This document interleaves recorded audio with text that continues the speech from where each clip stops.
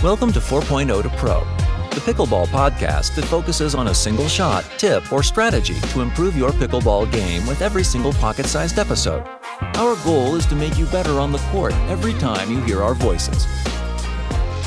Ladies and gentlemen, welcome to another episode of 4.0 to Pro, your pocket-sized pickleball podcast, where we teach you a single shot or strategy every single episode. I'm here, Michael O'Neill, Long Beach, California, joined by Mircea Murariu there in Boca Raton, Florida. What's up, dude? How are you doing, my friend? Good to see you. Doing well. Just got off the court. Did not play particularly well today.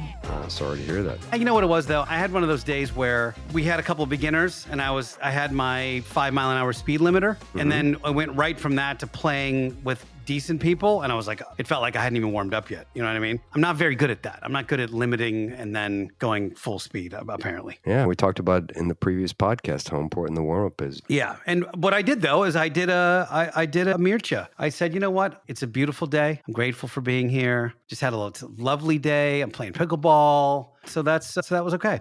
And I'm very excited, actually, about as soon as we finish this podcast, I'm going to get my knees injected, and hopefully they will feel amazing for a few months. And things get better when you can bend your knees better.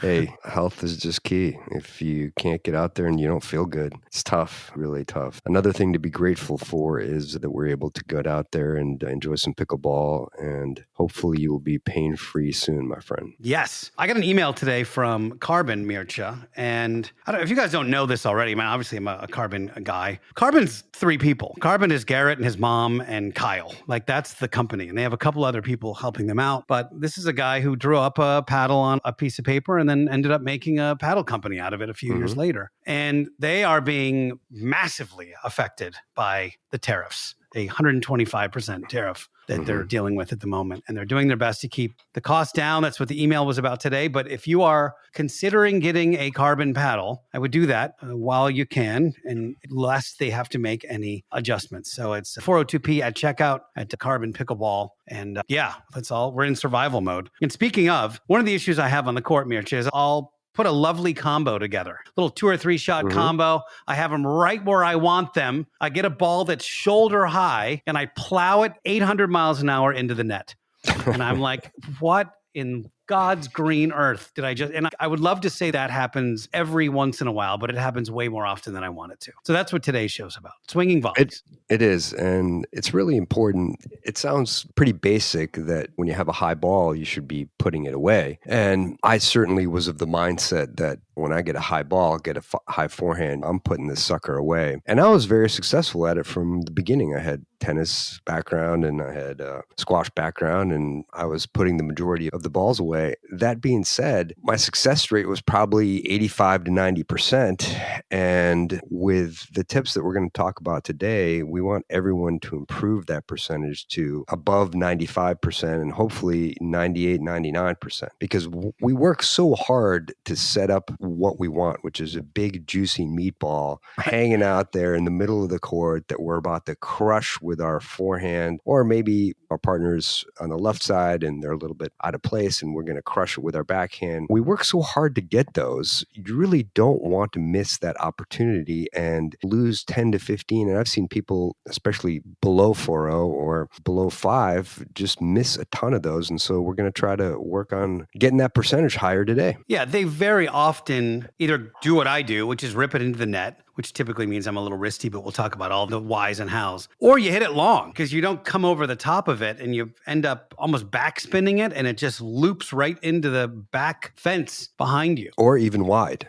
I've seen that numerous times, even on the pro level, where people are hitting it wide, just crushing balls wide. And we're going to try to avoid that, right? Yeah. So should we jump into the causes of the mistakes, or would you rather start with the proper way to attack them? How about we talk about the types of balls that we're talking about? Okay. So let's start with a classic example. I'm on the left, you're on the right, you are returning. As a listener, you're talking about being on the left, you're up at the kitchen or at the non-volley zone and your partner's returning and you want to do your job. And your job is, number 1, help your partner get up, and number 2, put pressure on your opponents. Not necessarily in that order, and often those two are combined. So you're on the left, your opponents drop a ball towards the middle, you appropriately shuffle there and you have a relatively easy forehand volley. Let's say it's torso high, shoulder high, maybe a little bit higher. You're trying to poach that drop. Then you hit an aggressive shot and perhaps they try to reset it back, yet you're still in control of the point and you're getting a similar shot back. So you're getting the same ball sixth. So you are up in the point and you want to stay up in the point. You don't want to just bunt it back. You don't want to, and a drop shot is generally not a great idea unless someone is way back or they have limited mobility. What I see most often, if I put myself back in the same position, is if I happen to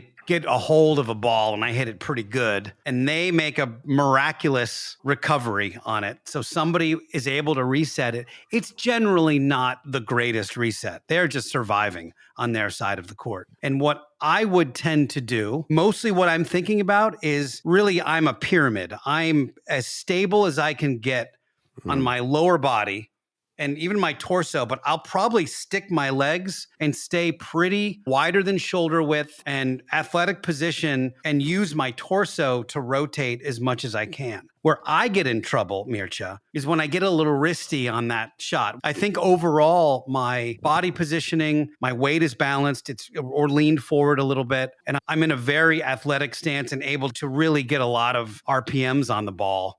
Okay, great. So one of the mistakes that I see on these type of balls, and I'm going to elaborate a little bit more about the types of balls, because sometimes I see people hit the first shot well, and then someone resets it more aggressively than they mean to, and then the ball comes right at you. So it's not quite high enough to hit a full overhead technique. It's as if you're trying to put the palm of your hand in front of your face with the palm facing out, so you're looking at the back of the hand, and people just push it almost like a mini overhead, and they lose control because once they get that stable base, they take root. So while we do want that stable base and the ability to lean into the ball, to use our torso to crush it or to use our shoulder as a lever, we do not want to just stand there in between shots. We want to shuffle to one side or another to get our preferred wing, whether it's a forehand or a backhand. You don't want the ball to play you. You play the ball. Don't let the ball come in on you and force you to hit an awkward shot that is basically not going to have a high degree of accuracy. Yeah, and just so we've talked about, don't be shocked if the ball comes back. The higher levels you go, the more likely that ball is to come back, even if you think you have the ultimate winner. Exactly. We want combos. The higher up you go in terms of level, the better your competition, the more the ball is going to come back. So we want to eliminate the concept of putaways. Yes, eventually you want to put the ball away. Of course, that's the ultimate goal. But you always want to be thinking combo, because if they get it back, you're prepared. You're not surprised, and you're still shuffling your feet. What I've expressed is sometimes I'm almost leading with my elbow and creating a whipping motion with my hand on this putaway. That's the incorrect way to go about this, isn't it? I would say on the forehand, yes. Almost trying to crack a whip. Yeah, exactly.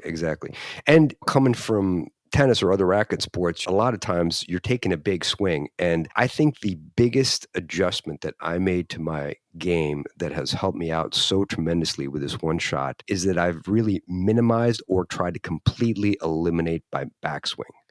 Because if you think about the contact point that you expect to have, so you have a ball floating, it's a wiffle ball. We're often outside. We have a little bit of wind. The ball might have some backspin or some topspin on it. Perhaps you hit a really good topspin shot and they half volleyed slicey type reset and the ball is dipping a little bit. So when you have an expected contact point, let's say it's at your shoulder. If you take a backswing or even like a looping type swing, whatever backswing you take, eventually that contact point is going to be lower. So you expect it to be at your shoulder and you'll end up contacting the ball basically down at your chest level or waist level. And that's when it goes in the net.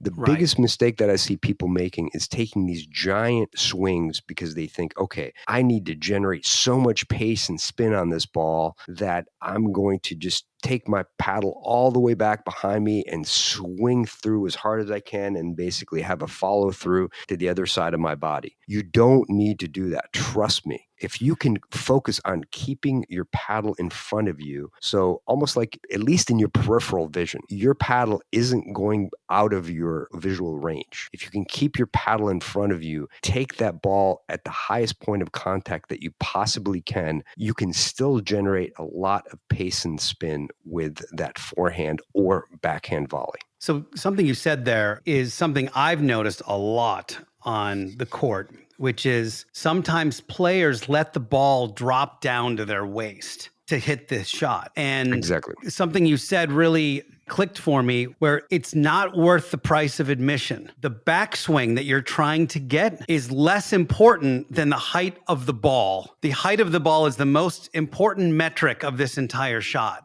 If you have a ball that's shoulder width high, or shoulder high rather, it's more important to take that ball no matter what at your shoulder than it is to get a bigger backswing or try to generate more power when that ball is 6 inches to 12 inches now lower than it was. It's way less effective when it's lower. So no matter what, taking it high is more important than anything else. 100%. And that's really an insightful concept that you've illustrated very well. That peak or the highest level of the point of contact that you're describing. Because even if it drops, let's say 3-4 centimeters, where does that ball go? It often goes in the net. And you're hitting the top of the net. So you make that adjustment. You want to go get the ball. We're already limited by the non-volley zone line. So you obviously can't cross into that.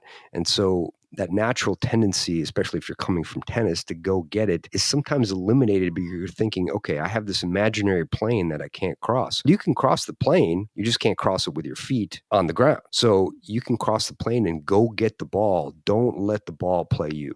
Go get it. If you're going to remember one concept from today, remember that. I want you to put your coaching hat on a little bit for me. I want to talk about swing path on this a little bit. And in my description of what I've been doing is that I'll almost make a 90-degree bend with my elbow, and I'm using my wrist to strike the ball. And very often that ball can go into the net using that technique. Versus if I slide a little left and I can extend my arm so it's pretty much straight. And you tell me if this is the right move or not.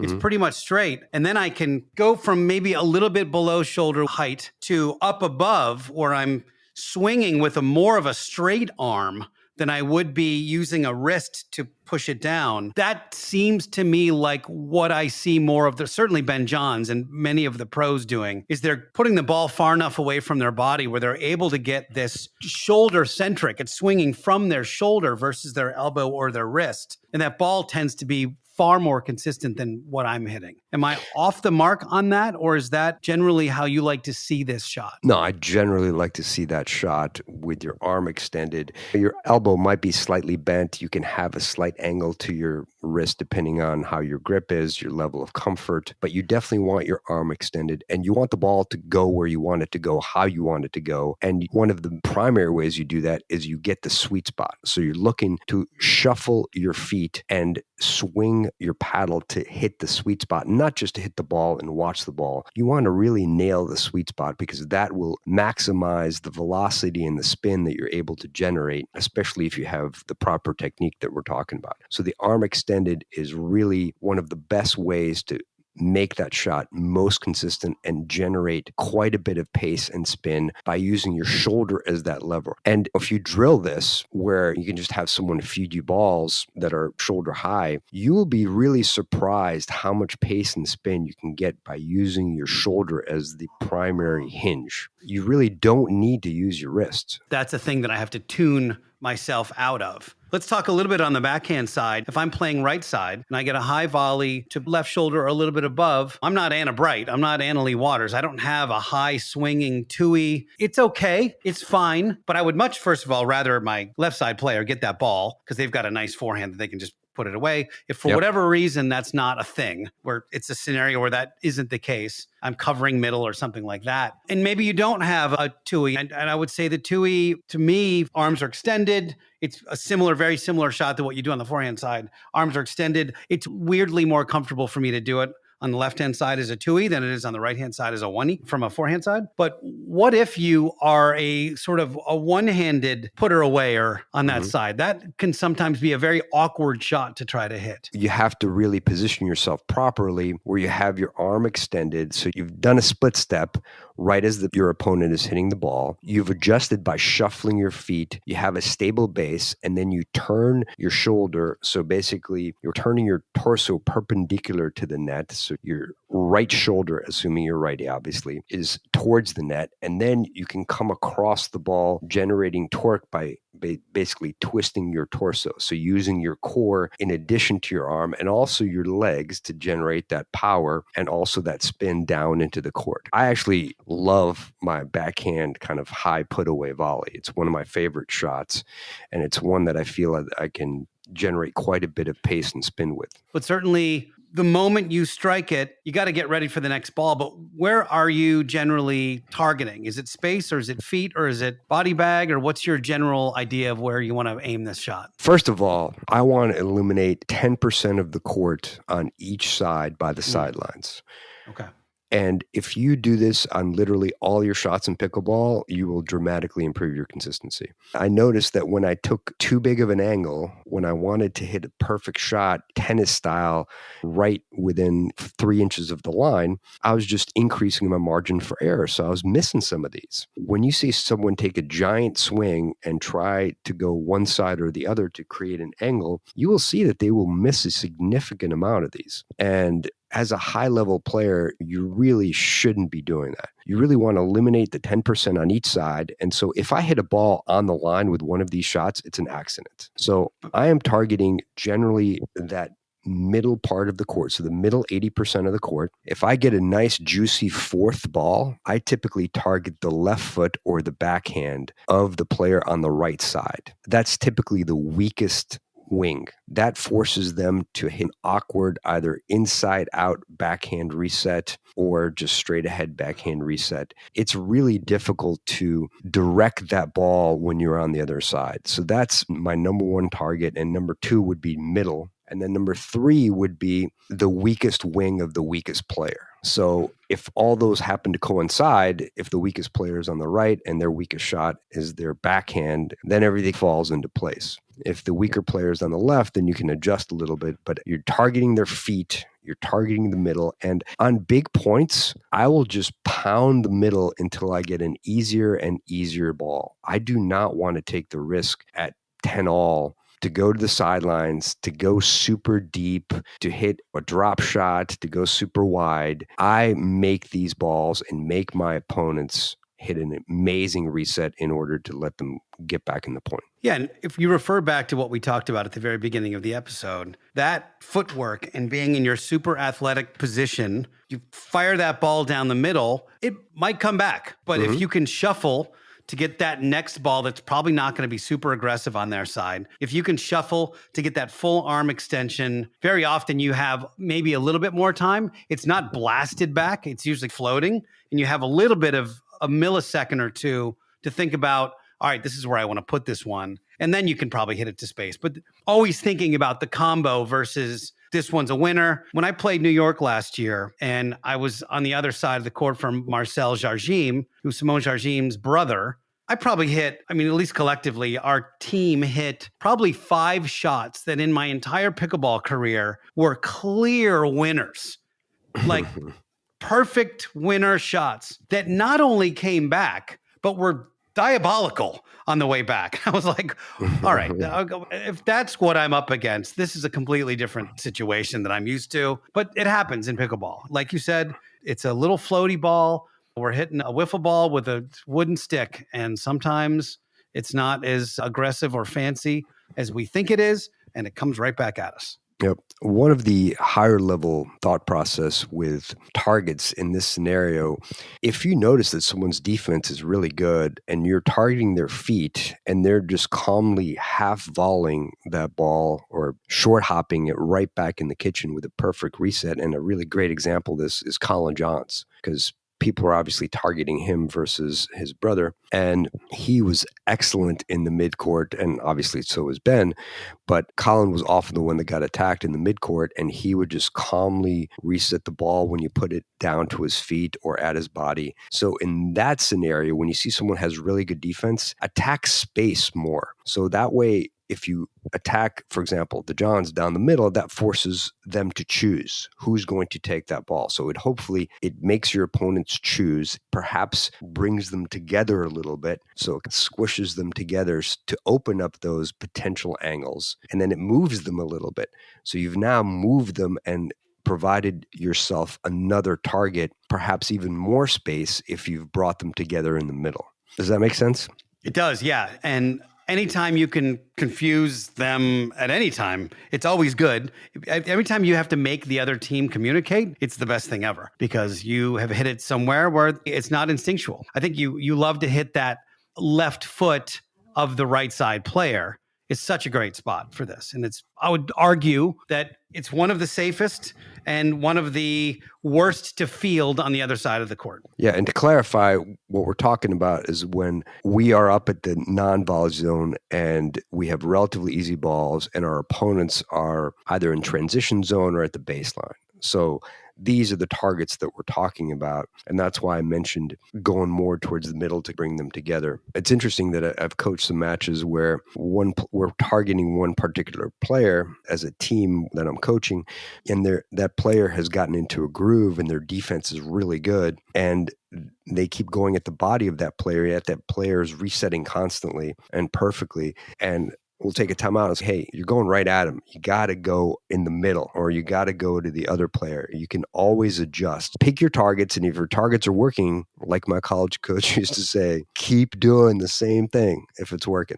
But if it's not working, you need to adjust. So that's when you adjust your targets. One thing we need to talk about really quickly is I was on the court today and a guy came and joined us. I had a beginner with us and this dude came in, hit about 3 balls. And then he's like, all right, I'm ready. I'm like, are you sure you're ready? And he goes, yeah, I played like 6 times this week. I'm like, yeah, you're the reason that orthopedic surgeons are still in business because you're not warming up. And it's so important, you guys, that we warm up for a few minutes before we get on the court. I had my awesome Yobo activation ball in the car as I was heading to the courts today. And it's this really neat centrifugal thing that warms your arm muscles up, and you can do it while you drive. You and I have spoken about using the massage pistol while we're on the way to the courts, getting the legs warmed up a little bit, getting some muscles going, and just a really quick routine with Yobo's Backpack Plus. They've got a routine called the Active 8, and that's active with the number 8 routine using the backpack. It is static to dynamic to loaded exercises. It allows you to get like a stretch on your muscles, get some blood flowing where it's supposed to go. And it's key in preventing injuries when you're getting on the pickleball court. It only takes a couple minutes. Yeah, all the products are great, but especially the therapeutic massage pistol. I love the activator ball, the bands, the backpack, the body activation kit is fantastic. They just make great gifts too, and relatively inexpensive. And certainly cheaper than a few copays at the doctor's office. Professional athletes and trainers swear by the Activate routine. It's time to upgrade your warm-up. Order the Backpack Plus today and experience the difference. 10% off. And you guys, really all you have to do is just go to 402p.com/warmup. 402p.com/warmup for the Yobo Backpack Plus. Buy it, stick it in your bag. No matter where you are, you can get a nice warm up, get your blood flowing before you get to the courts, and stay away from those injuries that take you out for the rest of the year.